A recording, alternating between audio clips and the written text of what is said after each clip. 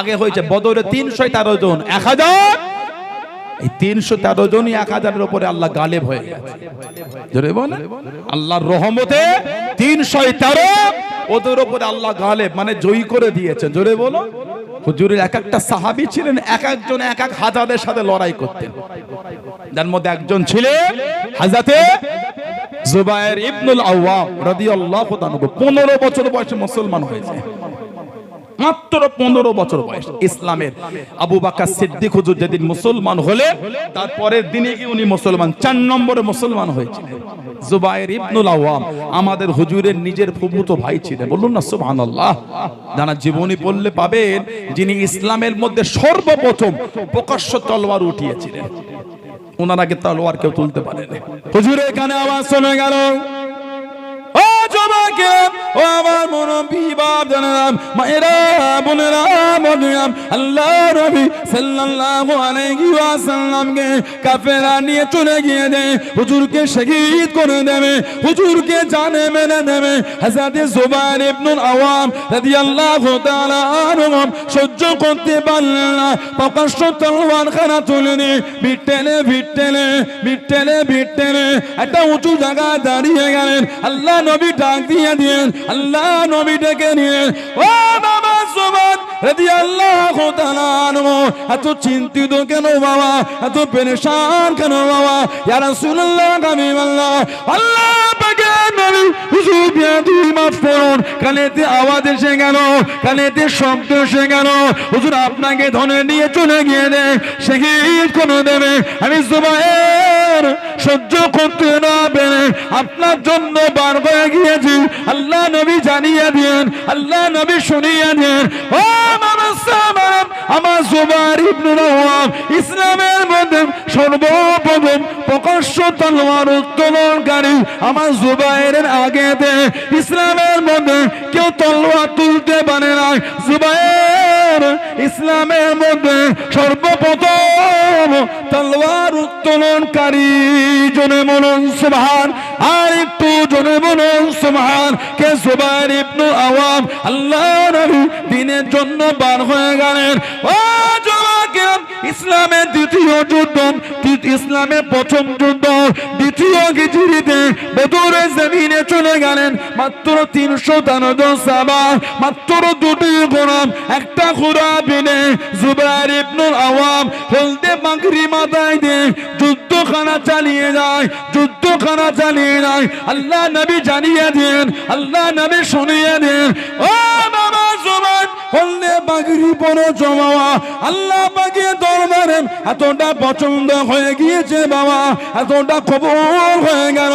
আল্লাহ রাব্বুল আলামিন বদরের জমিনে যতজন ফেরেশতা পাঠিয়ে দেন, সবার মাথায় হলদে পাগড়ি পরে এসে, ও বাবা জুবায়ের তোমার বন্দি ভাই আল্লাহ পাকের ফেরেশতা নাযিল হয়ে গেল।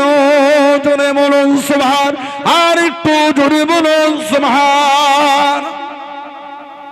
তুমি হলদে পাগড়ি পরেছো, আল্লাহ যতজন ফেরেশতা পাঠিয়েছে সবার মাথাতে হলদে পাগড়ি পরিয়ে দিয়েছেন।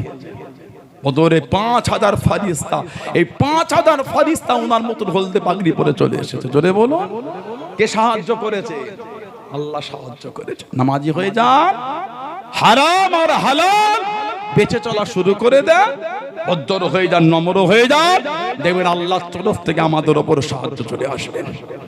ধরে বলে বলে আল্লাহুম্মা আমিন। আমরা হয়ে গেছে নোংরা, আমাদের চলার পথটা হয়ে গেছে রং। ওই বাম দিকে না গিয়ে ডান দিকে গিয়ে বলছি দেগঙ্গা বাজারে যাব, 30 মিনিট ঘুরেও হচ্ছে না 3 মিনিটের রাস্তাটা। ঠিক না ভুল বলেছি? আমাদের চলার রাস্তা রং হয়ে গেছে। মসজিদ আজান হয়, মসজিদ ফাঁকা, নামাজি যাচ্ছে, ওই মসজিদের পাশে বসে গল্প হচ্ছে। বলে এত লোভ লালসা, আল্লাহ এত কিছু দিয়েছে, লটারির লোভ এখনো ছাড়তে পারে না। কথা বলছেন না কেন? দোয়াটা কবুল হবে কি করে? হাত তুললেন, আল্লাহ তো মুমিনের হাত ফিরিয়ে দেন না, সুবহানাল্লাহ বলে, কিন্তু কবুল হচ্ছে না কেন? লটারি কেটে হাত তুললে কবুল হবে কি করে? ঠিক না ভুল বলছি? সুদ খেয়ে হাত তুললে কবুল হবে কি করে? মিথ্যা বলে হাত তুললে কবুল হবে কি করে? অন্যায় করে হাত তুললে কবুল হবে কি করে? হাত তুলছি কিন্তু চলার রাস্তা তো ঠিক নয়, ওই জন্য তো কবুল হচ্ছে না। আমাদের মুরব্বীরা দোয়া করে আল্লাহ ফিরিয়ে দেন না, আমার হাত তুলছে কবুল হচ্ছে না কেন? রাগ করছেন আপনারা? বেজার হলে ভালো হয়ে যায়। ছেলেরা, ভাইয়েরা, তরুণেরা, যুবকেরা পরিবর্তন হয়ে যায়। যারা হয়েছেন তাদের দিকে দেখেন, জীবন কারা তৈরি করেছে। মানা আর প্রেম কাদের জীবনে ছিল দেখেন। সাহাবাদের জীবনের প্রেম কেমন ছিল? লোভ ছিল না, লালসা ছিল না, কিছুই ছিল না, খালি ছিল আল্লাহ আল্লাহ রাসূলের ভালোবাসা। জোরে বলে। আমার হুজুর যে আদর্শ সাহাবাদের শিখিয়েছেন, আমরা তো একটা গরিব লোক এলে কথা শুনতে দাও, গরিব কথা শুনবে। সমাজ একটা পাগল যখন যায় সবাই তাকে লে মজাক করে। কেন? আপনি যদি পাগল হতেন, কেন আমি যদি পাগল হতাম, সবাই যদি আমাকে ঢিল মারতো, আপনি যদি পাগল হতেন সবাই আপনাকে ঢিল মারতো, তাহলে ও পাগল, আপনি কেন মজা নিলেন? আল্লাহর সৃষ্টি, সরে যাও থেকে। অন্য ঠিক বলেছি। আল্লাহ নবী সাল্লাল্লাহু আলাইহি ওয়াসাল্লাম দরবারে আলোচনা করেন, কিছু ধনী ধনী লোক এসেছে, গোত্রের কিছু নেতা হুজুরের দরবারে বসা। এক মহিলা এসেছেন, একটু মাথাটা খারাপ, পাগল, মজনুন। দূর থেকে এসে বলছে, ইয়া রাসূলুল্লাহ সাল্লাল্লাহু আলাইহি ওয়াসাল্লাম, হুজুর আমি আপনার সাথে দুটো কথা বলতে চাই। বলুন না সুবহানাল্লাহ। সাহাবারা পাশ থেকে বলছে, হুজুর ওটা পাগল। হুজুর তাম্বি করলেন, আমি রাসূল যখন আছি তুমি কথা বললে কেন? তো আমাকে বলেছো কথা বলো, আমাকে বলেছে আমার সাথে কথা বলবে, তুমি কথা বললে। হুজুর বলেন বলো। বলে হুজুর এখানে একটু আড়ালে বলতে চাই। আহা, বলুন সুবহানাল্লাহ। হুজুর তাই উঠে গেলেন, সাইডে গিয়ে কি কথা বলো? মেয়েটা বলছে, ইয়া রাসূলুল্লাহ এর আমাকে পাগল বলে, একটু মানা করে দেন না। হুজুর ঠিক আছে মানা করে দেবো। আবার বলছে, ইয়া রাসূলুল্লাহ এটা আমাকে পাথর ছোড়ে, একটু মানা করে দেন না। হুজুর বলে ওটাও মানা করে দেবো। আহা, কিছু কি বলে, ইয়া রাসূলুল্লাহ সাল্লাল্লাহু আলাইহি ওয়াসাল্লাম, হুজুর আমার সাথে কেউ কথা বলে না। যেই বলেছে আমার হুজুর ঝরঝর করে কেঁদে ফেলেছে। আমার হুজুরের নূরের চোখ দিয়ে টপ টপ করে পানি ঝরছে। হুজুর কাঁদছেন আর বলছেন, মা এ মহিলা, তোমার যখন সময় হবে তুমি আমার কাছে আসবে, আমি রাসূল তোমার সাথে কথা বলবো। জোরে বলুন না সুবহানাল্লাহ। আহা, হুজুরের সাথে অনেকক্ষণ কথা বলেছে। হুজুর কিন্তু একবার বলছেন না এবার আমি যাব। হুজুর বলছেন, হুজুর কথা বলেই যাচ্ছে। কিছুক্ষণ পরে মেয়েটা বলছে, হুজুর এবার আপনি যান। চলো বলুন না সুবহানাল্লাহ। আল্লাহর নবী একটা পাগলের সাথে হুজুর সবর ধৈর্য নিয়ে কথা বলতে, বলুন না সুবহানাল্লাহ। জানাক আল্লাহ কুল কায়নাতের বাদশা করেছেন, সেই হুজুরের আদর্শ জীবন করেন। ওটাই তো ভালোবাসা, ওটাই তো মানা। তা না হলে জীবন আমাদের হয়েছে আল্লাহর দরবারে মুখ দেখাতে পারবো না। তো আল্লাহ নবী সাল্লাল্লাহু আলাইহি ওয়াসাল্লাম সাহাবাদের ওয়াজ করে, হুজুর বলে কিয়ামতের ময়দানে আল্লাহ পাক এক গুনাহগার বান্দাকে বলে, এই বান্দা তোমার আমলনামাটা তুমি নিজে পড়ো। আল্লাহর দরবারে কিয়ামতে বান্দাটাকে লজ্জা লেগে যাবে। বান্দাটা খালি নিজের জীবনে ছোট ছোট গুনাহগুলিকে পড়তে থাকবে। যখন সব ছোট ছোট গুনাহ বলা হয়ে যাবে, আল্লাহ আমার সব গুনাহ বলেছি, তখন আল্লাহ পাক বলে, এই বান্দা আমি আল্লাহ রহমান, আমি আল্লাহ রহিম, তোমার এই গুনাহগুলিকে আমি আল্লাহ সব সওয়াবে বদলে দিলাম। জোরে বলবেন না। হুজুর বলছেন ওই বান্দাটা কিয়ামতে বলে, আল্লাহ আমি খালি আমার ছোট গুনাহগুলি বলেছি, বড় গুনাহ এখনো বলিনি।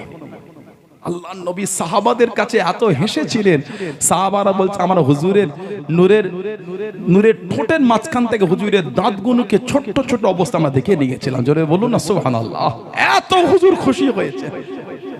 সেই বান্দা কিয়ামতে বলে, আল্লাহ আমি এখন আমার বড় গুনাহ বলিনি, খালি ছোট গুনাহকে বলেছি। আল্লাহ পাক যখন ভালোবেসে বললেন, যাও তোমার এই গুনাহগুলোকে আমি আল্লাহ সওয়াবে বদলে দিলাম। বান্দা বলবে, আল্লাহ এখন বড় গুনাহ বলিনি, খালি ছোট গুনাহ বলেছি। বলেন না সুবহানাল্লাহ। আমার আল্লাহ রহমান, আমার আল্লাহ রহিম, আমার আল্লাহ গফফার, আমার আল্লাহ গফুর। ভালো হয় আল্লাহর কাছে তওবা করে, দুনিয়া একদিকে হয়ে যাবে, আমাদের কেউ কোনো ক্ষতি করতে পারবে না। কে হেফাজত করবে? আল্লাহ হেফাজত করবেন। জোরে বলো, আল্লাহর উপর তাওয়াক্কুল রাখেন। কিসের ভয় খাচ্ছেন? ঈমানদার আমার মরণকে ভয় করে, মুমিন আমার মরণকে ভয় করে, ঈমানদার মরণকে ভয় করে না। কিসের ভয়? মরণ তো আমাদের হবে। ঈমানদার কোনোদিন মৃত্যুকে ভয় করতে পারে না। আমাদের ঈমান কমজোর হয়ে গেছে বলে মরণে ভয় করছে। কি হবে, মেরে ফেলবে জানে, কি হয়েছে? মরলাম তো হয়ে গেল তো। আল্লাহর রাস্তায় যদি মরতে পারি আল্লাহ আখিরাতটা জান্নাত করে দেবে। জোরে বলবেন না? ইমানের জায়গা নিজেকে মজবুত রাখেন। সাহাবারা তো খালি আশাই করতেন, হুজুর একটু যুদ্ধের ময়দানে সুযোগ হবে না মরার একটু, ইয়া রাসূলুল্লাহ। হযরত খালিদ বিন ওয়ালিদ আল্লাহর নবীর কাছে চলে গেলেন। ও যুবকেরা, ও আমার মুরব্বি বাজানেরা, মায়েরা, বোনেরা, নগিয়াম, আল্লাহ নবী সাল্লাল্লাহু আলাইহি ওয়াসাল্লামের কাছে দেখি দাঁড়িয়ে গেলেন। ইয়া রাসূলুল্লাহ, হাবিবাল্লাহ, আল্লাহ পাকের নবী, হুজুর আপনি আমার জন্য দোয়া করুন, আমি যেন শহীদ হয়ে যাই, আমি যেন শহীদ হয়ে যাই। আল্লাহ নবী জানিয়ে দেন, আল্লাহ নবী শুনিয়ে দেন, ও বাবা খালিদ বিন ওয়ালিদ রাদিয়াল্লাহু তাআলা আনহু, তুমি শহীদ হবে না বাবা, তুমি শহীদ হবে না বাবা। ইয়া রাসূলুল্লাহ, হাবিবাল্লাহ, আল্লাহ পাকের নবী সাল্লাল্লাহু আলাইহি ওয়াসাল্লাম অমুক সাহাবীকে জানিয়ে দেন, বাবা তুমি শহীদ হবে। অমুক সাহাবীকে শুনিয়ে দেন, বাবা তুমি শহীদ হবে। হুজুর আমি কেন শহীদ হব? আল্লাহ নবী জানিয়ে দেন, ও বাবা খালিদ বিন ওয়ালিদ, তুমি হলেন আল্লাহ পাকের তলোয়ার, তুমি হলেন সাইফুল্লাহ, তুমি হলেন সাইফুল্লাহ। আল্লাহ পাকের তলোয়ার দুনিয়ায় কারোর কাজে হারবে না, দুনিয়ায় কারোর কাজে হারবে না। ও বাবা খালিদ বিন ওয়ালিদ, তুমি হলেন আল্লাহ পাকের তলোয়ার। জোরে বলুন সুবহান, আর একটু জোরে বলুন সুবহান। তুমি আল্লাহর তলোয়ার, তুমি আবার কোথায় হারবে? কিন্তু সাহাবার জীবনে আশা, হুজুর একটু দোয়া করে দেন যেন শহীদ হয়ে যায়। ইমানদারের আশা হলো আল্লাহর রাস্তায় শহীদ হব। ইমানদার কোনোদিন মৃত্যুকে ভয় করে না। ইমানদার মুমিন কোনোদিন মরণকে ভয় করতে পারে না। ইমানদারের চিন্তাই হলো আল্লাহর রাস্তায় জীবন দিতে পারলেই তো হয়ে গেল। হুজুরে সাহাবী, আল্লাহ নবী সাল্লাল্লাহু আলাইহি ওয়াসাল্লাম ভালোবাসা সাহাবী ছিলেন আব্দুল্লাহ ইবনে হুযাফা আস-সাহমি রাদিয়াল্লাহু তাআলা। আব্দুল্লাহ ইবনে হুযাফা আস-সাহমি রাদিয়াল্লাহু তাআলা জানার হাতে স্বয়ং রাসূলুল্লাহ চিঠি লিখে দ্বীনের দাওয়াত পাঠিয়েছিলেন। বলুন না সুবহানাল্লাহ। সাহাবারা ওই চিঠি বহন করতে ভয় করতেন না। একা চলে যাবেন চিঠি নিয়ে রাজ দরবারে, রাজ দরবারে একা চিঠি নিয়ে যাবেন। আব্দুল্লাহ ইবনে হুযাফা আস-সাহমি রাদিয়াল্লাহু আনহু, যিনি আবার ওমর ফারুকের জামানায় কম বেশি 18 হিজরি, উনি চিঠি নিয়ে দ্বীনের দাওয়াত দিতে গেছেন রোমকদের কাছে। রোমক বাদশা রোম সাম্রাজ্যের কাছে গিয়েছিলেন। জানার সামনে ওমর ফারুক নিজে বলেছেন মুসলমানদের জন্য উচিত ওনার মাথাতে একটা সম্মান করে চুমু দেওয়া। জোরে বলবেন না? আল্লাহ নবী সাহাবারা দ্বীনের দাওয়াত দিতে বিভিন্ন জায়গায় ছড়িয়ে গেছিলেন। আমাদের ভারতবর্ষের একটা জায়গা আছে চেন্নাই বলে, ওই চেন্নাই সিটি থেকে প্রায় 40 কিলোমিটার দূরে সমুদ্রের পাশে একটা জায়গা আছে কুয়ালাম বলে। কুয়ালাম নেটে লিখবেন কুয়ালাম পাবেন। এই কুয়ালামে একজন হুজুরের সাহাবী আছে, ওনার নাম ছিল হযরত তামিম আনসারী রাদিয়াল্লাহু তাআলা। আনসারী মানে কোন জায়গা? সাহাবী, মদিনা শরীফ। আনসার মানে সাহায্য করে, নসরুন থেকে এসেছে। আনসারী মানে সাহায্য করে। আর মুহাজির হিজরত থেকে হয়েছে। মুহাজির মানে হিজরতকারী সাহাবী মক্কা শরীফের। ইনি হলেন আনসারী সাহাবী। কিতাব এসেছে আল্লাহ নবী সাল্লাল্লাহু আলাইহি সাল্লাম মদিনা শরীফে হিজরত করতে আসার আগে উনি মদিনা শরীফ থেকে মক্কা শরীফে গিয়ে হুজুরের হাতে হাতে মুসলমান হয়েছিলেন। আব্দুল্লাহ ইবনে হুযাফা আস-সাহমি রাদিয়াল্লাহু তাআলা উনি দাওয়াত দিতে গেলে, আর এই ভারতের যে সাহাবী আছেন না তামিম আনসারী, মুসলমান হলে হুজুর ওনাকে একটা আংটি দিয়েছিলেন আমাদের নবী। জীবনী পড়লে পাবেন 7 বছর কম বেশি জিনেদের দেশে গিয়ে দ্বীনের দাওয়াত দিয়েছিলেন, জিনেদের কাছে। যারা বললেন না, বললেন আলহামদুলিল্লাহ, জিনেদের কাছে দ্বীনের দাওয়াত দিয়েছিলেন।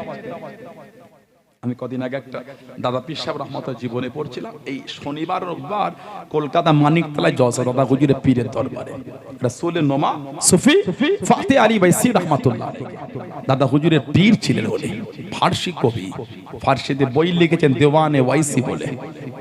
এত রাসূলের পাগল ছিলেন যে কিতাবে লিখেছে আল্লাহ মদিনা শরীফে যদি একটু ধুলো আর বালু আমাকে মেলাতেন, যত্ন করে তুলে রেখে চোখে সুরমা করে ব্যবহার করতাম।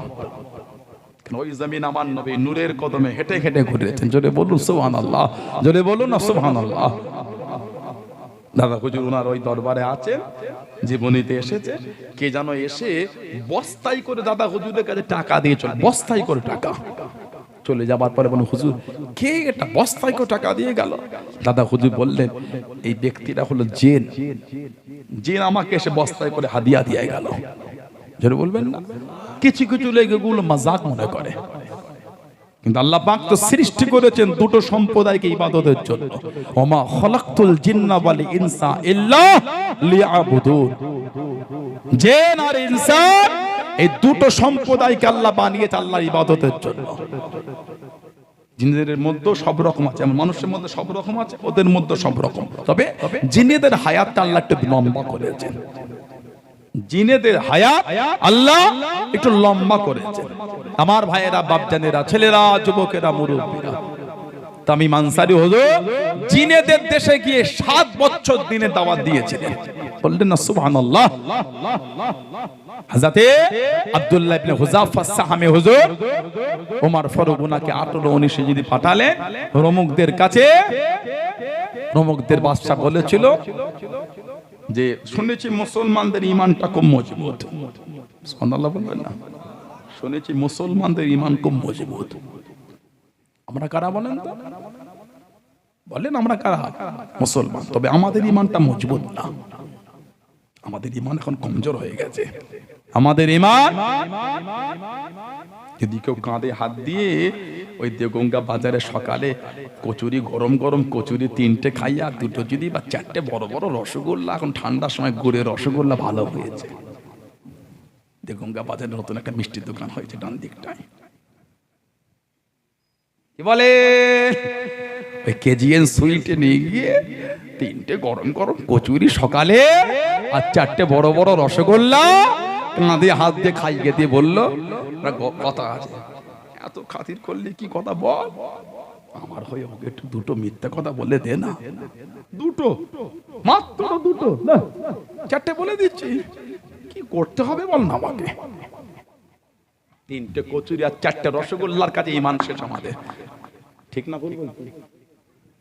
3টে কচুরি আর 4টে রসগোল্লা, ওইখানে ঈমান শেষ। ওই 4টে রসগোল্লা খেয়ে আমাদের ঈমান ধ্বংস। মিথ্যা কোনো ব্যাপার নয় ওটা। কটা বলতে কি বলতে হবে বল না, মেকআপ করে দিচ্ছে আমি। লা হাওলা ওয়ালা কুওয়াতা ইল্লা বিল্লাহ। আমাদের মিথ্যা বলাটা আমরা কিছু মনেই করি না, কিন্তু আমাদের জানা নাই মিথ্যা বললে আমলের নুন নষ্ট হয়ে যায়। আর কোরআন শরীফ আল্লাহ সূরা আল ইমরানে বলেছেন লানাতুল্লাহি আলাল কাযিবিন, মিথ্যুকদের উপর আল্লাহর লানাত। বলুন নাউযুবিল্লাহ, জোরে বলুন আস্তাগফিরুল্লাহ। মিথ্যাটা আমাদের কাছে কোনো গুনাহই নয় এখন, এটা হাউদা বর্তমান সময় মিথ্যাটা আমাদের কাছে কোনো গুনাহই নয়। লা হাওলা ওয়ালা কুওয়াতা ইল্লা বিল্লাহ। সেই গৌসুল আজম বড় পীর আব্দুল কাদের জিলানী রহমাতুল্লাহ বাচ্চাবেলা যখন ইলম শিখতে যাচ্ছিলেন, মা ওই 40টা টাকা দিয়েছিল, জামার পশ্চিমের মধ্যে ঢুকিয়ে সেলাই করে দিয়েছে। সব বাইরের থেকে টাকা নিল, গৌসুল আজমকে জিজ্ঞাসা, উনি বলে আমার কাছে আছে। এই বাচ্চা মনে করে ছেড়ে দিয়েছে। পরে যখন এনে দেখেছিল টাকাই আছে। এই ছেলে ভয় হলো না, টাকা নিয়ে নেবো? বলে না। মিথ্যা বললে? বলে আমার মা বলেছে। যাই হোক, মিথ্যা বলবেন জীবনে। সুবহানাল্লাহ বললেন না? আর জোরে বলা গেল না? এই শিক্ষা আমাদের কোথায় চলে গেল? বলেন আপনি আমাকে, এই শিক্ষাটা আমাদের কই? হুজুর তো বলেছেন বাচ্চাদের দ্বীনের বিধানে তৈরি করো। আল্লিমু আওলাদাকুম, আল্লিমু আওলাদাকুম হুব্বে নবী। আমি নবী, আমার ভালোবাসা বাচ্চাদের শিক্ষা দাও। কই হুজুরে ভালোবাসা আমাদের বাচ্চাদের শেখালাম। আমাদের বাচ্চাদের 3টে গান মুখস্থ হয়েছে, একটা সূরা মুখস্থ হয় না তো? কথা বলছেন না কেন? আমাদের বাড়ির বাচ্চাগুলো 3টে গাল দিয়েছে, 2টো দোয়া বলতে পারে না তো? বাচ্চাগুলো এমন এমন গাল দেবে, নিজেকে লজ্জা লেগে কানে হাত দিয়ে ছুটতে পারলে বাঁচি মনে হয়। শুধু আপনার ঘরে নয়, সব ঘরেই তৈরি হয়ে গেছে। বুঝতে পারেন? ভাববেন আপনার ঘরে কত মৌলভী সাহেবের ঘরের বাচ্চারা গালি দিয়ে দিচ্ছে। পরিবেশ ওই বাচ্চা। আর একটা হলো ওই হাতে ফোন। 5টা ভিডিও দেখতে দেখতে 3টে ভিডিও এমন দেখেছে গালি ভিডিও, ওই দেখে দেখে শিখে। ওরা জানে না যে এটা গালি, এটাও কি একটা শব্দ হবে, কথা বলে না। বাচ্চারা তো কাদা, কাদাকে যেমন ডিজাইন করবেন তেমন হবে। ছোটবেলায় আমরা কাদা নিয়ে খেলেছি, টেপ রেকর্ড তৈরি করেছি, চুলো তৈরি করেছে, হাঁড়ি তৈরি করেছে, আপনারা করেন না? সবাই খেলেছে। এখন আর বাচ্চারা কোনো খেলে না, এখন বাচ্চারা মোবাইল খেলে। ছোটবেলায় আমরা কাদা নিয়ে সেই বাড়ির উপরে উঠে বা এগনেই বসে রোদ্দুরেতে টেপ রেকর্ড করে ঝাঁটা কাটি নিয়ে ছোট ছোট করে কেটে ঝাঁটা কাটি মাথায় কাদাটাকে গোল করে লাডু করে সুইচ তৈরি করেছি। আর টেপ রেকর্ডের বক্স তৈরি হয়েছে, ঝাঁটা কাটিলে ওখানটায় ঠেকে ঠেকে বিদ বিদ বিদ ফুটো ফুটো মতন করা হয়েছে, করেছেন? আর ক্যাসেট দিবার জায়গায় চারকোনা করে কেটে মাটি ওখান থেকে বার করা হয়েছে, আর ওপর থেকে একটা কাঠি দিয়ে দেওয়া হয়েছে। আর ছোট ছোট ক্যাসেট তৈরি করে যে কাদা ওখানটা ছেলে লাগিয়ে বার করার সময় উপরে কাঠি ঠেলেছি, বার হয়ে চলে এসেছে। কত রকম কি হয়েছে ছোটবেলায়, কথা বলছেন না কেন? ওইগুলো আমরা তৈরি করে রোদে শুকোতে দিতাম। যখন শুকিয়ে যেত, 5টা 6টা বাচ্চা খেলা করছে, কি মনোমালিন্য হলো, এর টেপ ও ভেঙে দিল, ওর টেপ ও ভেঙে দিল, ঝগড়া, কি কঠিন অবস্থা। আবার তৈরি হয়েছে ওটা, আবার ওটাকে কাদা করতে হয়েছে। কাদা যা করবেন তাই হবে। এই বাচ্চাগুলি হলো কাদা, বাচ্চাগুলি হলো কাদা, এদের যেমন ডিজাইন করবে তেমন হবে। আমাদের বাড়িতে কোরআন শরীফ পড়া বন্ধ হয়ে গেছে। বাচ্চা কোনো কোরআন শরীফ শিখবে কোথা থেকে বলে, কথা বলছেন না কেন? স্বামী স্ত্রী ঝগড়া করছে, স্বামী স্ত্রী মারপিট করছে, নাউজুবিল্লাহ, স্বামী স্ত্রী গালি দিচ্ছে নাকি অপরকে, বাচ্চা কোনো শিখবেন? কথা বলছেন না কেন? ওই জন্য স্বামী স্ত্রী মনোমালিন্য যদি না হয়, আল্লাহ না করুক, যদিও হয়ে যায়, বাচ্চাদের পাশের রুমে পাঠিয়ে দিতে হয়। আল্লাহ প্রত্যেক স্বামী স্ত্রী ভালোবাসা দেয়, বলুন আল্লাহুম্মা আমিন। আল্লাহ না করুক, অনেকে বাড়িতে হয়ে যায় মাঝে মধ্যে। এই যখন অশান্তি হবে, বাচ্চাদের পাশের রুমে পাঠান, ওই ঝগড়াটা ওদের দেখতে দেবেন না, ওইটাই শিখবে বাচ্চারা। কিছু বুঝতে পেরেছেন? ওটাই শিখবে। ওই জন্য বাচ্চাদের সাথে আপনি আপনি করে কথা বলতে হয়, যাতে করে বাচ্চারা আপনি আপনিটা অন্যজনকে বলা অভ্যস্ত হয়ে যায়, বলুন না সুবহানাল্লাহ। ওই জন্য বাচ্চাদের করে বারবার সালাম দিতে হয়, যারা বাচ্চাদের মাথাতে ওই সালামটা যেন গিতে যায়, সেও যেন অন্যকে দিয়ে অভ্যস্ত হয়ে যায়, বলুন না সুবহানাল্লাহ।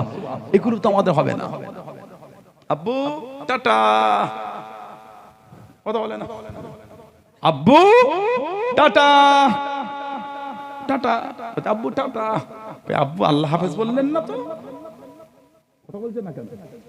আব্বু আম্মু আল্লাহ হাফেজ, ও বলে আল্লাহ হাফেজ, আল্লাহ হাফেজ, ও তো শিখবে।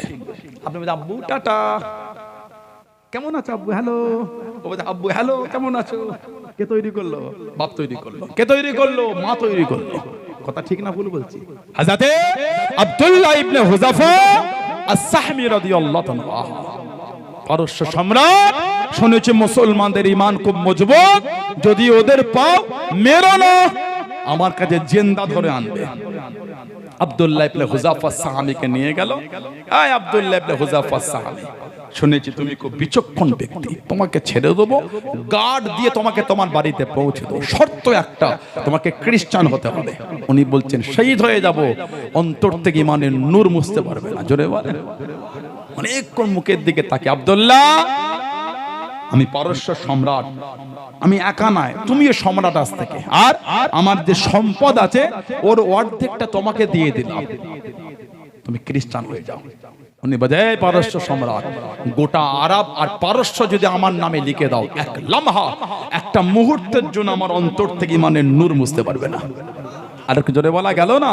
হুজুরের হাতে যে চেনকে বেঁধে দিয়া হলো, ও জওয়ানকেরাম, ও আমার মুরব্বি বাপদানেরা, মায়েরা, বোনেরা, মহিলাম, মানাটা কাকে মানে, মোহাব্বত কাকে মানে, হাতে পায়ে চেন কানা বেঁধে টেনে টেনে ঘিসিয়ে ঘিসিয়ে নিয়ে যায়, হাতের কাজে তীর মানে, পায়ের কাজে তীর মানে, হুজুরকে ভয় কামাতে পারল না, টেনে টেনে একটা বড় কড়ার কাজে নিয়ে চলে গেল, কড়ার মধ্যে তেল ঢেলে টকবক করে ফোঁটা ঢেলে গেলে, ও আব্দুল্লাহ ইবনে হুযাফা, এই তেলের মধ্যে ছেড়ে দেবো, তুমি শহীদ হয়ে যাবে, ইসলাম খানা চেনে নাও, কলেমা খানা চেনে নাও। হুজুর মানতে রাজি হলেন না। ও জওয়ান কিরাম আল্লাহ নবী সাল্লাল্লাহু আলাইহি ওয়াসাল্লামের দুজন সাহাবাকে নিয়ে এসে ওই তেলের মধ্যে ছেড়ে দিল। আল্লাহ নবী সাল্লাল্লাহু আলাইহি ওয়াসাল্লামের দুজন সাহাবা শহীদ হয়ে গেলেন।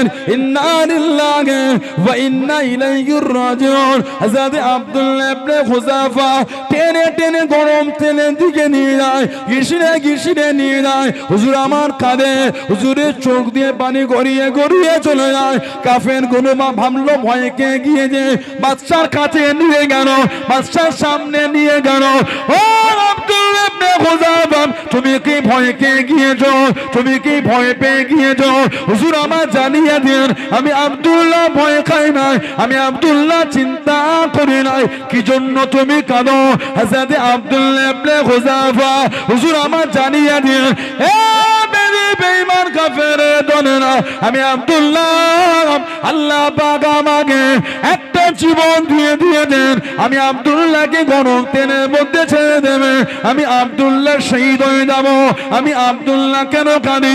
আল্লাহ পাক যদি আমাকে শরীরে পশমের মতন অসংখ্য জীবন দিয়ে দিলেন, আমি আব্দুল্লাহ অসংখ্য জীবন খারাপ আল্লাহ দিনের জন্য বিলীন করে দিলাম। আমি আব্দুল্লাহ আমার অন্তর থেকে ইমানের কলেমা মুছতো না।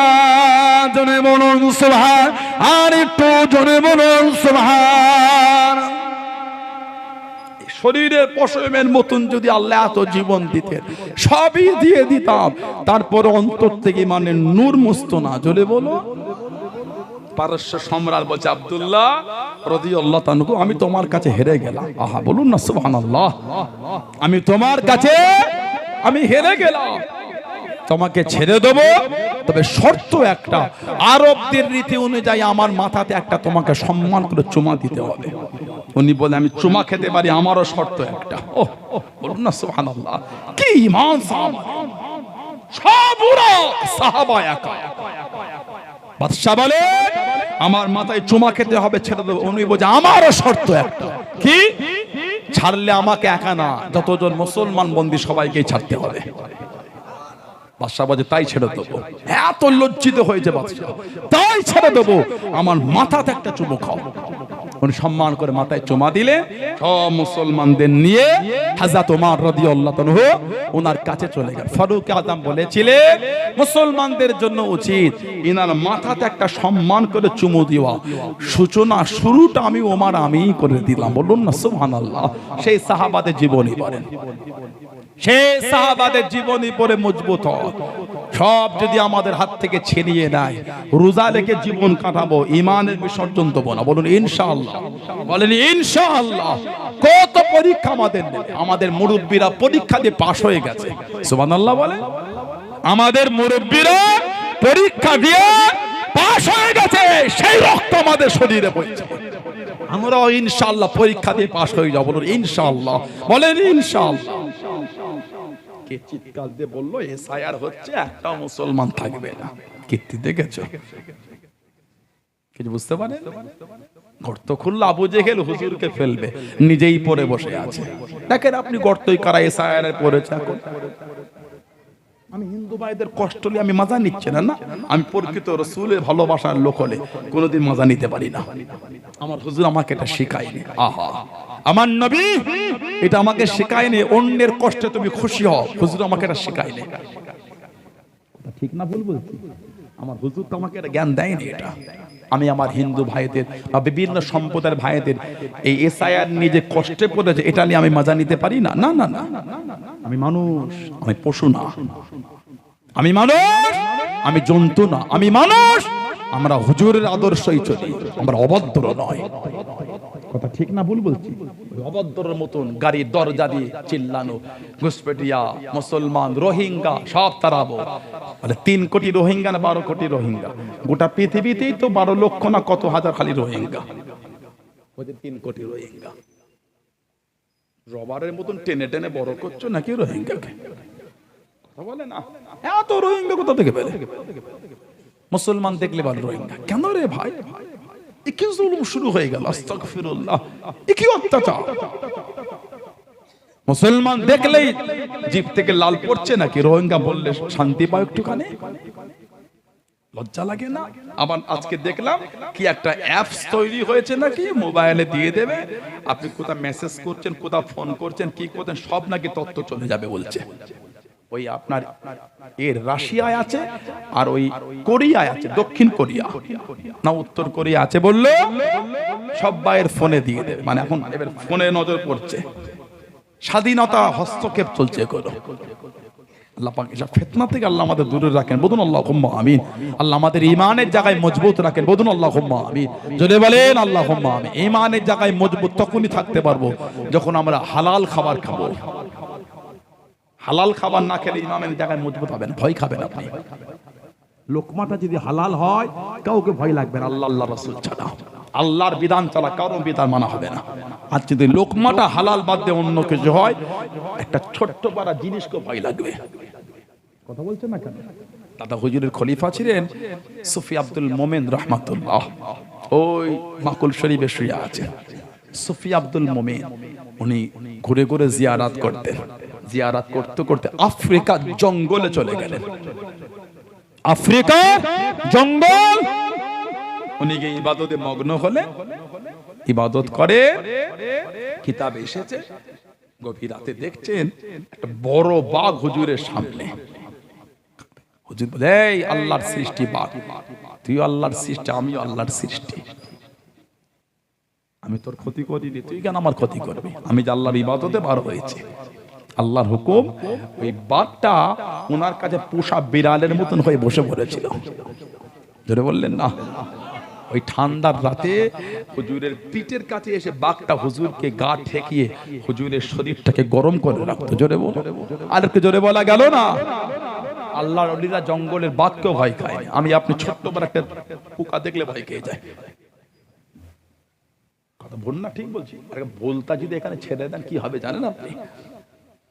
ওই হলদে হলদে হয় বলতা, বলতা বোঝেন না? এখানে ছেড়ে দেন, কে এই করছে, কে মারো, কে মারো, মানে কি ভয় কাতর একদম। আল্লাহর ওলিরা সাপকেও ভয় খায়নি। সুবহানাল্লাহ বলে কেন? আল্লাহর হুকুম মানে ক্ষতি করবে, আমি তোর ক্ষতি করি রে। তা বলে এই নয় সাপের সামনে গিয়ে ঘুরবো। চলে এসেছে আল্লাহর সৃষ্টি, সাইড কাটে চলে গেছে। আল্লাহ পাক আমাদের ঈমানের উপর মজবুত বানিয়ে দেয়, বলুন আমিন। একটু দুরূদ শরীফ আল্লাহুম্মা।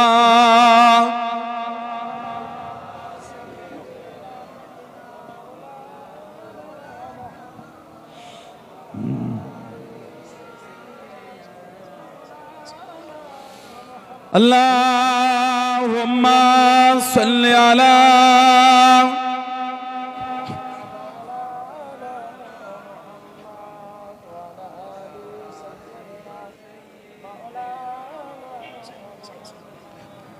আল্লাহু আল্লাহ, আল্লাহু আল্লাহ, আল্লাহু আল্লাহ, আল্লাহু আল্লাহ। कहती है ये फूलों की रिदा, अल्लाहु अल्लाह, अल्लाहु अल्लाह। कहती है ये फूलों की रिदा, अल्लाहु अल्लाह, अल्लाहु अल्लाह। कहती है ये फूलों की रिदा, अल्लाहु अल्लाह। कहती है ये फूलों की रिदा, अल्लाहु अल्लाह। असजान के पत्तों ने कहा, अल्लाहु अल्लाह, अल्लाहु अल्लाह, अल्लाहु अल्लाह, अल्लाहु अल्लाह, अल्लाहु अल्लाह।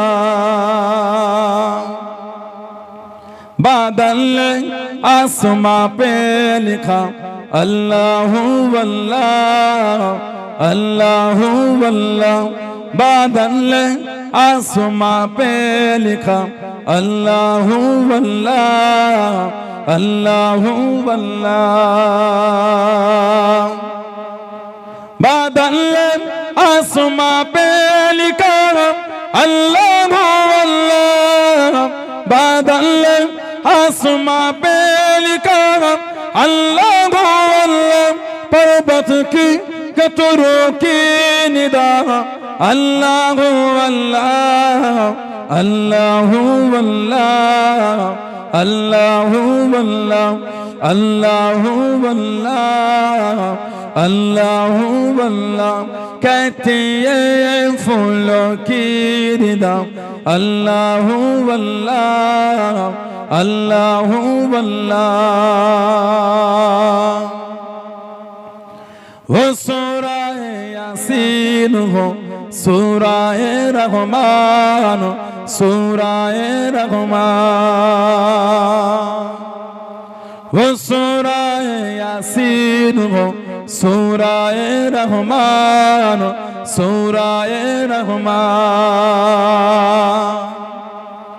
वो सूरा यासीन हो सूरा रहमान वो सूरा यासीन हो सूरा रहमान कुरान के लफ्जों की सदा अल्लाह अल्लाह अल्लाह अल्लाह अल्लाह अल्लाह अल्लाह अल्लाह अल्लाह कहते हैं फूलों की निदा अल्लाह अल्लाह अल्लाह अल्लाह अल्लाहुम्मा सल्ले अला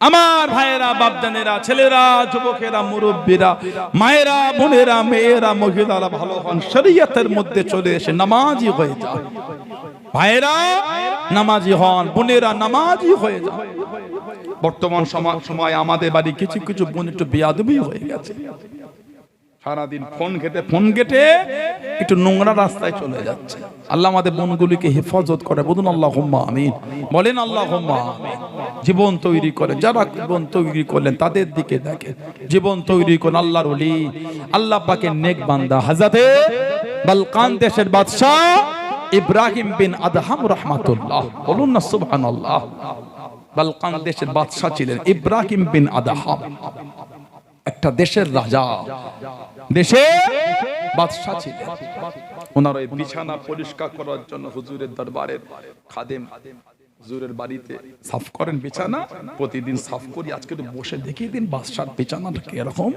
বাদশা তো ঘরে না বলে বাদশার বিছানায় বসেছে এত আরাম বাদশা তো না একটু লম্বা হয় শুয়েছে ঘুম চলে এসেছে আর ওর মধ্যে বাদশা ঘরে ঢুকেছে বাদশা তুলে এই খাদেমকে ধরে খালি চাবুক করে বাড়ি পিটছে সাহস তো কম না আমার বিছানায় শুয়েছিস তুই যত মারছে তত হাসছে যত মারে তত হাসে এই তোকে এত মারছে লাগছে হাসছিস আমি চিন্তা করছি আপনার বিছানাটায় শোয়া বিছানাটা ব্যবহার করা এত জ্বালা কেন না আমি এই সামান্য শুয়েছি তার জন্য যদি আমাকে এত মার খেতে হয় আপনি তো এই বিছানায় জীবন কাটিয়ে ফেললেন এই সামান্য একবার শুলে যদি আমাকে এত মারে আমি চিন্তা করছি আপনি এতদিন শুয়েছেন আল্লাহ তাআলা আপনার জন্য কত মার জমা রেখেছেন অন্তরে ধাক্কা লেগে গেল বাদশা ইব্রাহিম বিন আদহাম রাহমাতুল্লাহ জঙ্গলে গেলেন হরিণ শিকার করতে কানে আওয়াজ আসে ইব্রাহিম বিন আদহাম আল্লাহ আপনাকে এই কাজের জন্য বানাইনি ঘুরছেন লোক দেখতে পাইনি আর একটু আগে ইব্রাহিম বিন আদহাম আল্লাহ এই জন্য আপনাকে বানাইনি ঘুরছেন লোক নেই ঘুরে ঘুরে দেখছেন আল্লাহ পাকের হুকুম পশুদের জবান খুলে গেছে পশুরা হুজুরের সাথে মানুষের জবানে কথা বলছেন জোরে বলুন আর কি জোরে বলা গেল না হুজুর ঘরে চলে গেলেন ওই রাজা বাদশা জামা কাপড় সব খুলে দেখে দিয়ে ছেঁড়া ফাটা পড়লেন আল্লাহর রাস্তায় পার হয়ে গেলেন মানে আল্লাহর দেওয়ানা হয়ে গেলেন বলুন সুবহানাল্লাহ সব ছেড়ে দিয়েছে আর কিচ্ছু নেই সব ত্যাগ করে দিয়েছেন কিছু নেই আর হেঁটে হেঁটে ঘুরতেন তাসবিহ পড়তেন জিকির করতেন নামাজ পড়তেন এক বর্ণনা এসেছে উনি আল্লাহর কাবা শরীফকে তওয়াফ করতে বাড়ি থেকে বার হয়ে 14 বছর সময় লেগেছিল 14 বছর ধরে কদম ফেলেছে, দাঁড়িয়েছে, জায়গা করে 2 রাকাত নফল নামাজ পড়েছে, মিটে গেল। আবার যাবেন, কদম ফেলেছে, জায়গা করে আবার 2 রাকাত। 14 বছর সময় লেগেছে বাড়ি থেকে আল্লাহর কাবা পর্যন্ত যেতে। জোরে বলুন না সুবহানাল্লাহ। বাদশা ইব্রাহিম বিন আদহাম রহমান বালকান দেশের রাজা ছিলেন। ঘুরে ঘুরে ঘুরে ঘুরে লোহার ছুঁচ নিয়ে নিজের জামাটা নিজেই সেলাই করতেন। লোহার ছুঁচ সেলাই করতেন। কিতাব এসেছে ওই সমুদ্রের গায়ে বসে বসে নিজের জামাটা নিজেই সেলাই করছে।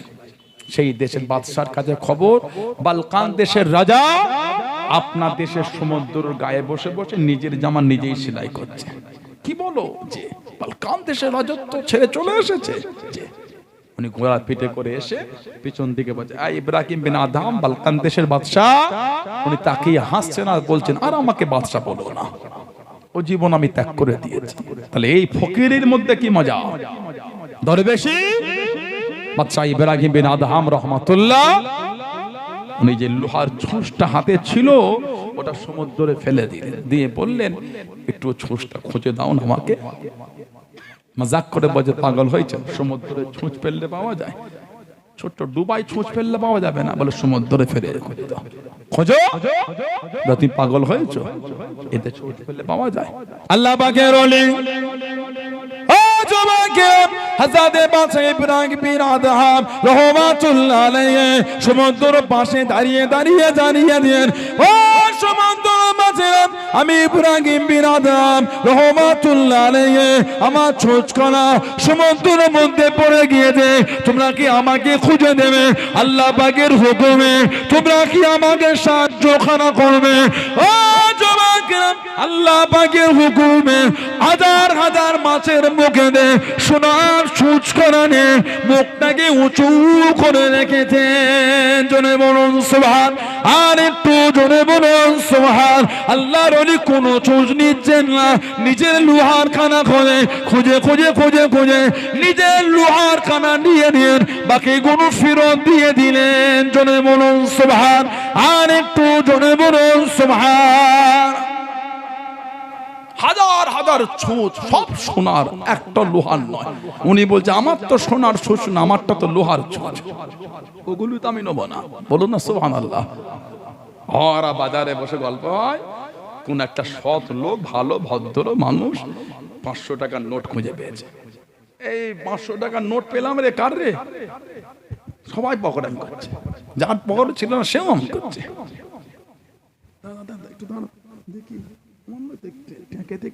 যার নেই সেও অমন করছে।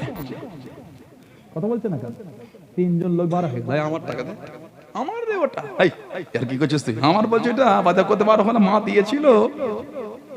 পাগল নাকি তুই? টাটকা দিগঙ্গা বাজার থেকে এটিএম থেকে 500 টাকা তুলে আনলাম, কর করে কি দেখ, হ্যাঁ কর করে আমি একটু তুলে আনলাম রে, খাবা কোথায় পারে? 3জনের কারণ নয়, একজন যাচ্ছিল ওর পকেটে পড়েছে, 3জন ঝগড়া হচ্ছে আমার টাকা। কই নারে তাকবীর, কখন স্কুল দিতে এলেন? এখান থেকে দেন। ও সম্মানীয় পীর সাহেব হুজুর কেবলা, সম্মানীয় পীর সাহেব হুজুর কেবলা, নারে তাকবীর। আওলাদে মুজাদ্দিদুজ জামান চাচাজান হুজুর পীর কেবলা, নারে তাকবীর। এই 3জনের কারণে নয়, এতটা শয়তানের ধোঁকার হারামের লোভ এসে গেছে। 3জনই বলছে আমার। রাস্তায় 5 টাকার কয়েন পড়লো, আমাদের বাড়ির ছেলে কোনো ছাড়ে না। কথা ঠিক বলছে না ভুল বলছি? রাস্তায় 5 টাকার কয়েন পড়লো ছাড়ে না, ওটাকে তুলো পকেটে না, কিছু হোক না হোক মশলা একটা হবে তো। নাউজুবিল্লাহ বলেন, আস্তাগফিরুল্লাহ বলেন। হযরতে মুহাম্মদ ইবনে ইসমাঈল বুখারী রাহমাতুল্লাহ, বুখারী শরীফের মুসান্নিফ যিনি ছিলেন, ওলি আল্লাহর জীবনী পড়বেন আর নিজের জীবনটাকে মিলাবেন। বুখারী শরীফের যিনি মুসান্নিফ হযরতে মুহাম্মদ ইবনে ইসমাঈল বুখারী রাহমাতুল্লাহ, আল্লাহ নবী সাল্লাল্লাহু আলাইহি ওয়াসাল্লাম কম বেশি কোন বর্ণনায় 6 লক্ষ, কোন বর্ণনায় 7 লক্ষ হাদিস শরীফ যিনি এক জায়গায় জড়ো করেছিলেন। 3 লক্ষ হাদিসের হাফেজ ছিলেন। 3 লক্ষ হাদিস সনদ সহ ওনার মুখস্থ ছিল। জোরে বলো। আমাদের সমাজে কিছু কিছু লোকের 30টা মুখস্থ নয়, এমন ভাব করে মনে হয় ইমাম বুখারীর থেকে বড় আলেম হয়ে গেছে। উনি কুফায় গেলেন। কুফা 10 জন কুফার বড় বড় মুহাদ্দিস ইমাম বুখারী হুজুরকে অপমান করবে বলে এই 10টা করে হাদিস শরীফ তার সানাদকে উল্টে দিয়ে লোক জড়ো হয়েছে। গোটা পৃথিবীতে মশহুর মুহাম্মদ ইবনে ইসমাইল বুখারী শয়ে শয়ে লোক, এত লোকের সামনে এই 10 জন মুহাদ্দিস বলল আমরা আপনাকে একটু দেখবো কত বড় মুহাদ্দিস। 10 জন মুহাদ্দিস 10টা করে হাদিস বলেছে, সানাদটা বদলে দিয়েছে। সানাদ মানে রাবীদের নাম। সানাউল্লাহ সিদ্দিকী আপনাকে বলে যে আপনি আরেকজন, আপনি আরেকজন, আপনি আরেকজন, এই যে পরস্পর শুনে শুনে যে বলেছে। আপনি দেগঙ্গা বাজারে কালকে বললেন, কালে সানাউল্লাহ ভাইজান হুজুর এই ওয়াজটা করছিল, ওই ব্যক্তি শুনে ওই কালকে বল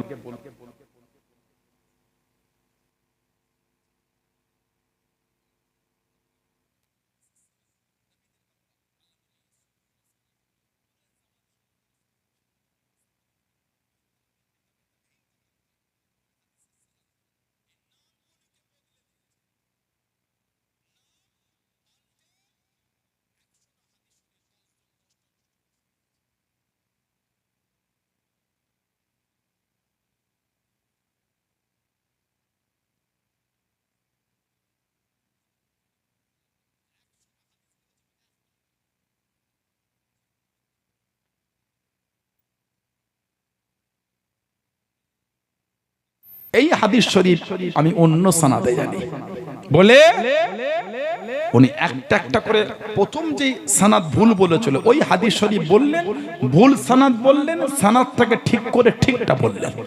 এই করে করে ওখানে দাঁড়িয়ে 100টা হাদিস শরীফ উনি শুনিয়ে দিয়েছিলেন। কিতাবে এসেছে ওনার যে ইলমের গভীরতা, 100টা হাদিস শরীফ শোনানোটা শুধু নয়, এই ভুল সানাদ একবার শুনে মুখস্থ করে প্রথমে ভুল সানাদ বলে তারপরে ঠিকটা বলেছে। কিছু বুঝতে পারেন? একবার ভুল সানাদ ওটা একবার শুনে মুখস্থ করে ফেলেছেন। জোরে বলুন না সুবহানাল্লাহ। আগে ভুল বলেছে, তারপর ভুলের ঠিকটা করে 100টা হাদিস শরীফ দাঁড়িয়ে দাঁড়িয়ে শুনিয়ে দিয়েছেন। জোরে বলুন না সুবহানাল্লাহ। পৃথিবীতে এত রাজা বাদশা ছেলেদের বিয়ে শুনেছেন, কোনদিন শুনেছেন কোন রাজা বাদশা ছেলের বিয়েতে 3.5 থেকে 4,000 গেট করেছে? শুনেছেন কোনদিন 3,500 4,000 গেট হয়েছে কারো বিয়েতে? শুনেছেন কাউকে? জীবনে শুনেছেন? ইমাম বুখারী রাহমাতুল্লাহ যখন নিজের গ্রামে বোখারা এসেছিলেন, ওনার ইস্তেকবালের জন্য ওনার রাস্তায় কম বেশি 3.5 থেকে 4,000 খালি গেট করা হয়েছিল ওনার সম্মান জানিয়ে। জোরে বলো, আর একটু জোরে বলা গেল না? মুহাম্মদ ইবনে ইসমাইল বুখারী হুজুর রাহমাতুল্লাহ এত আলা দরজা, এত আলা মাকাম আল্লাহ দিয়েছেন। উনি 1 তারিখে সফরে ভালো হলেন পানির জাহাজে করে। পানির জাহাজে সব আছেন বোটে, হুজুরের কাছে কিছু টাকা ছিল, অর্থ, ওটাকে হুজুর বার করে সুন্দর করে এক জায়গায় গচ্ছিত করে রাখলেন। ওই বোটে যতজন ছিল ওর মধ্যে একজন নোংরা চিন্তা চলে এলো, যদি টাকাটা হাতাতে পেরেছি, যদি টাকাটা ছিনিয়ে নিতে পেরেছি কি হবে? উনি দরবেশ মানুষ, সুফি মানুষ, এত টাকা যদি আমি বলেছি আমার টাকা সংখ্যা তো আমি জানি, কোন বর্ণনায় 6 লক্ষ আশরাফি, কোন বর্ণনায় 1000 আশরাফি স্বর্ণ মুদ্রা, যদি ছিনাতে পেরেছি অনেক টাকা, লাভবান হয়ে যাব। আপনাদের দেওগঙ্গা বাজারে যদি ছিঁড়া ফাটা জামা পোশাক পরে একটা লোক যদি 50,000 টাকার একটা ব্যান্ডিল সাদা পলিথিনে নিয়ে হেঁটে হেঁটে যায়, লোক কিন্তু একটু অবাক হয়ে যাবে। কথা বলছেন না? এত টাকা এই ছিঁড়া ফাটা পোশাক, আর যদি দামি গাড়ি থেকে নেমে যদি সাদা পলিথিনে 2 লক্ষ 4 লক্ষ টাকা নিয়ে জমিদার বড় ব্যবসায়ী মনে হচ্ছে, এলাকায় মানে জমি ভূমি কিনতে এসেছে। কথা বলে না? ওই পোশাকটাকে থেকে ওকে ডিপেন্ড করছে, কিন্তু পোশাকটাই সব না। আমি একটা জায়গার নাম বলবো না, যেখানে লোক ভাড়া করে কোট পরে, যারা বিভিন্ন জায়গায় যাওয়া আসা করে তারা জানে। তবে জায়গাটা আমাদের আশপাশে একটু দূরে। আর বাজার থেকে সেকেন্ড হ্যান্ড ওর কোট টাই কিনে, সেকেন্ড হ্যান্ড বুট কিনে চকচক করে, এমন ঘরে মনে হয় কোনো কলেজের প্রফেসর মনে হচ্ছে। জায়গাটার নাম বলবো না। তবে যতটা আপনার যোগ্যতা ততটা কম থাকেন, বেশি হতে যাবেন না। বেশি হতে যাওয়াটা খারাপ। লোভ লালসাটা খারাপ জিনিস, নোংরা, মানুষকে ধ্বংস করে ফেলে, মানুষকে হিংস্র তৈরি করে দেয়। লোভ মানুষকে হিংস্র করে দেয়। ওর এত কিছু হলো, বাজারে ঘাটে ওরই খালি দুর্নাম। এই দুর্নাম করতে করে আপনি হিংস্রতা তৈরি, এবার ভাববেন ওর ক্ষতি করব কি করে আমি। লোভ মানুষকে একটা নোংরা জায়গায় পৌঁছে দেয়, ওই জন্য লোভ করতে হয় না। আল্লাহ যা দিয়েছেন আলহামদুলিল্লাহ, আল্লাহ যা দিয়েছে ওতে আলহামদুলিল্লাহ, এই জায়গায় মজবুত থাকবেন। যখনই লোভ আসবে পড়বে লা হাওলা ওয়ালা কুওয়াতা ইল্লা বিল্লাহ, দেখবেন শয়তান এই ধোঁকা অন্তর থেকে মুছে গেছে। বলুন সুবহানাল্লাহ। হযরতে মুহাম্মদ ইবনে ইসমাইল বুখারী রাহমাতুল্লাহ এসব নৌকায় বসে ওই যুবক ছেলের নোংরা চিন্তা করতে চিল্লে উঠেছে, আমার আশরাফি হারিয়ে গেল, আশরাফি। গোটা নৌকায় বোটে খোঁজা চলছে, কারোর কাছে নেই। যে ইমাম বুখারী হুজুরের কাছে খুঁজছেন, হুজুরের কাছে যখনই যাচ্ছে এটা ভালো করে খোঁজো, ওনার কাছে খুঁজেছে, ওনার কাছেও পাইনি। জোরে বলো, আর জোরে বলা গেল না। গোটা নৌকায় খুঁজেছে, কারোর কাছে নেই। হযরত ইমাম বুখারী নিচে নেমে যাবেন। ও যুবকেরা, ও আমার মুরব্বি বাজানেরা, মায়েরা, বোনেরা, মগিরাম, আল্লাহর নবী হযরত মুহাম্মদ ইবনে ইসমাইল বুখারী রাহমাতুল্লাহ আলাইহি হুজুর আমার নিচে নেমে যাবেন। যুবক ছেলে কাজে চলে গেলেন। আল্লাহ পাকের নবী হুজুর বিয়াদি মাফ করুন, গুস্তাখিটা ক্ষমা করুন, আমি আপনার কাছে দেখেছি খুনুন, আশরাফি দেখেছি খুনুন, গোটা শরীর খুঁজে ফেলেছি, আশরাফি খুঁজে পেলাম না। কোথায় লুকিয়ে দিন, কোথায় লুকিয়ে আপনি রেখে দিন, আমি নিজের চোখে দেখেছি খুনুন। আল্লাহর নবী হযরত মুহাম্মদ ইবনে ইসমাইল বুখারী রাহমাতুল্লাহ জানিয়ে দেন, ও বাবা ছেলে, আমি মুহাম্মদ ইবনে ইসমাইল বুখারী রাহমাতুল্লাহ আলাইহি আমার আশরাফি খানা পানিতে ফেলে দিয়েছি বাবা, সমুদ্রে নিক্ষেপ করে দিয়েছি। হুজুর আপনার কি কষ্ট হলো না? হুজুর আপনার কি দুঃখ হলো না? টাকাটা তো আপনার টাকা, আশরাফিটা তো আপনার আশরাফি। আল্লাহর ওলি জানিয়ে দেন, ও বাবা ছেলে, আমি জানি, আমি জানি, আমি জানি টাকাটা আমার টাকা, আশরাফিটা আমার আশরাফি। আজকে যদি আমাকে কাছে পেয়ে, আজকে দিনে যদি আমার কাছে পেয়ে দেনে, লোকে আমাকে চোর বলতো, লোকে আমাকে চোর বলতো। চোরের সংগ্রহ করা হাদিস মানা যাবে না। আমি মুহাম্মদ ইবনে ইসমাইল বুখারী দুনিয়া জমিন ঘুরে ঘুরে আল্লাহ নবীর হাদিস শরীফগুলোকে জোগাড় করেছি, ওগুলো আর লোকে মানবে না, ওগুলো আর লোকে নেবে না। চোরের সংগ্রহ করা হাদিস মানা যাবে না। ও বাবা ছেলে, আমার জন্য আল্লাহ নবীর হাদিস শরীফ অপমান হয়ে যাবে, টাকা আমার চলে না, আল্লাহ নবীর হাদিস শরীফ অপমান না হয়ে যায়। জনে বলুন সুবহান, আর একটু জনে বলুন সুবহান।